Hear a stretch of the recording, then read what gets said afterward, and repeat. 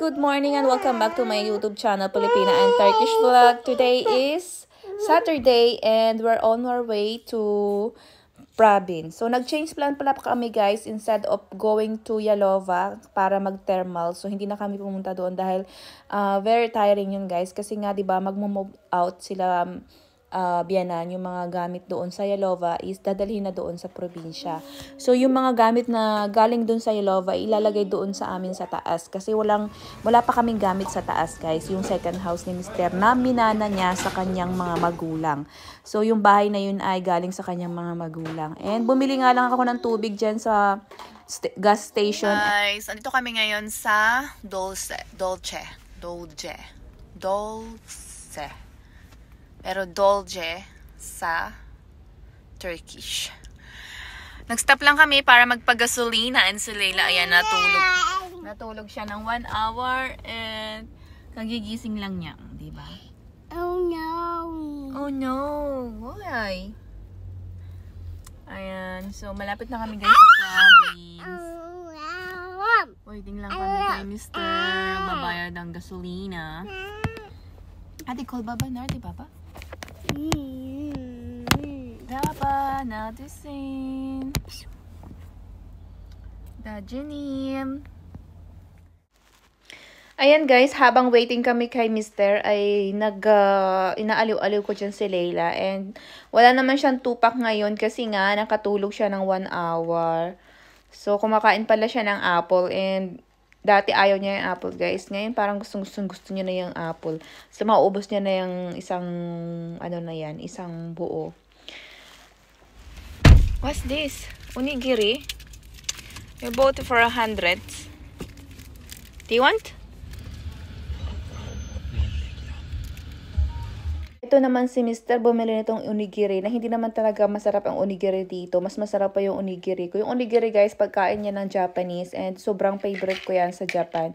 Si Mr. yan ay deep inside, miss na miss niya na ang Japan. Anyways, malapit na pala kami guys sa place ni Mr. And ito yung makikita nyo, yung sea na yan. And ang tawag dyan sa sea na yan is Black Sea. After 5 hours na paghahantay guys, dumating na rin yung mga gamit galing ng Yalova and para tuloy kami ang nag-move out kasi ang dami-dami talagang tinambak nila dito. Actually, yung mga ibang mga gamit dyan, hindi naman talaga namin kailangan. Pero, ayan nga, dito na lang nilagay nila biyanan and iisipin ko pa kung saan ko pa talaga ilalagay. And actually, ang kailangan lang talaga namin dito ay yung rep at saka yung TV and yung dishwasher. And yung mga gamit na yan guys, kay Mr. din yan dahil siya din yung bumili niyan and then iniwan namin doon sa bahay ni brother-in-law. Since si brother-in-law ay nag-decide na dito na magtrabaho sa kanila, kaya naman kinuha na ulit namin. Pero ibabalik din namin yan kapag siya ay nagkaroon ng asawa, ganyan. Good morning! So, it's Sunday today. Kagigising ko lang. Kagigising lang namin ni Layla. Ayan. Ang aga-aga niya nagising guys ng alas 6 pa lang gising na siya. Natulog siya alas 9. Tapos nagising siya ng alas 6. So, 9 hours yung tulog niya. Matutulog yan ng maaga. Mga 12 nga, ganyan. Nag-change na naman yung routine niya. Kasi usually, ang tulog niya mga 3 hanggang 5, ganyan. Pero, kung magising naman yan alas 8. Ngayon, medyo matagal-tagal na. Ewan ko. Nagpalit siya, 2 days ago lang siya nagpalit ng routine niya. And super pagod ako kahapon guys. And sakit ng aking likod. Kasi, di ba sabi ko sa inyo na yung mga gamit doon sa Yalova, inipat na dito sa province. So, ang iniisip ko guys, hindi dito ililipat dito sa bahay na to. Ang akala ko is doon dadalhin sa malaking bahay. Hindi pala doon. Dahil daw yung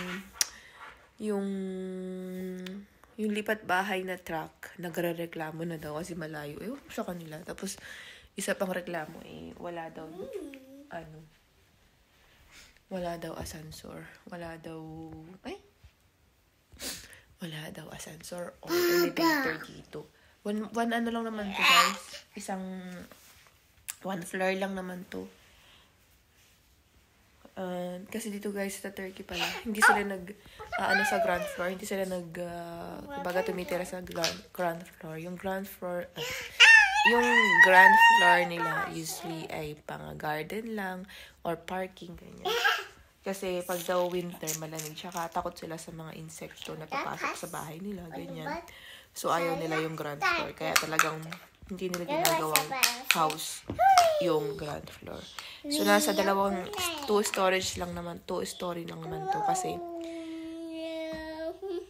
dito kami sa taas. Tapos sa baba yung mga biyanan ko. So, dito kasi sa bahay na to, wala silang TV. So, dinala yung TV from, ayan yung TV. Pero actually, sa asawa ko din yung TV na yan. Siya din ang bumili niyan, guys. Pero yung lumipat kami, lahat ng mga gamit namin dun sa bahay, bago yun. Tapos, inano na lang yan. Dito, binigay na lang niya dun sa kapatid niya. So, ayun na naman po sila. Nagugulo na naman. Nasakit yung ulo ko. Tapos, yung mga bookshelf, yung mga shoe rack, yung hindi pala sa amin yan, pero kaya sila ang bumili. Tapos yung ref at saka yung hindi na rin yan sa amin. Doon na lang sa brother-in-law. Pero hindi ko alam kung bakit dito nilagay lahat. Kaya naman parang kami tuloy yung naglipat bahay. Kasi ang dami kong ililipat, ang dami kong aayusin.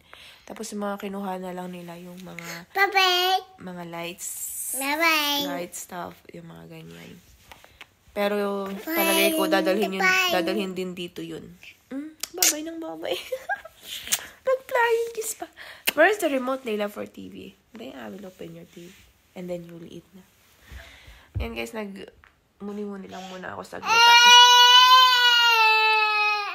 Tapos guys, gagawa ko ng breakfast si Layla. Hindi ko alam po ano yung breakfast kasi empty yung rep. Dahil kahapon lang kami nagkaroon ng rep.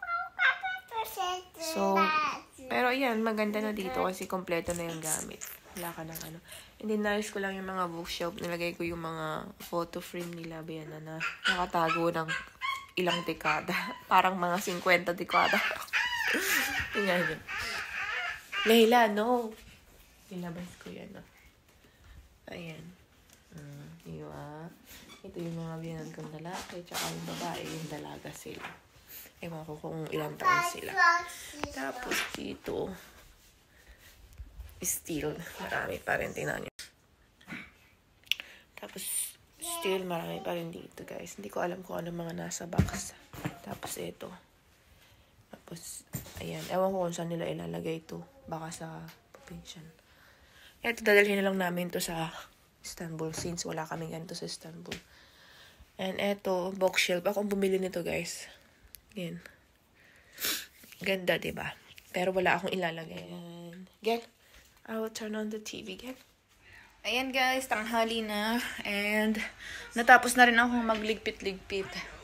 Kahit papano. And medyo malinis na dito guys. Dito yung kanina punong-puno ng box. Natanggal ko na. So hindi ko alam kung ano gagawin dito sa vacuum na to. And then, eto, binalik na sa amin ni brother-in-law. Kasi sa amin talaga to guys. Kaya lang, ang dami naming luggage. Parang nasa 7 yung luggage namin. Kasi diba nung galing kami ng Japan, bumili talaga kami ng sobrang daming lag. And tingnan nyo guys dito, sa labas. Ganda ng weather today, sobrang init. Ayan Yay! Ayan guys, mga laruan ni Layla. Sobrang init sa labas. Ito yung view namin dito guys. Ilang beses ko na ito napakita sa inyo.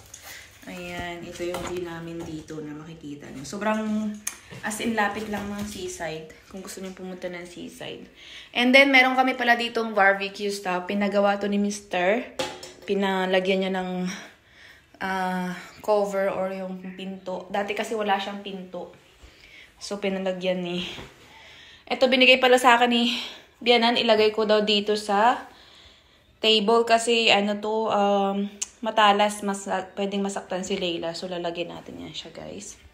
Ayan, ito, guys, yung ilalagay natin dito. Pinasadya yata talaga to ni Bianan. Kakulay nitong upuan. Diba? Ilagay natin siya. Kasi nga, nauuntog lagi yung ulo ni maliit naman pala to. Ni Layla dito.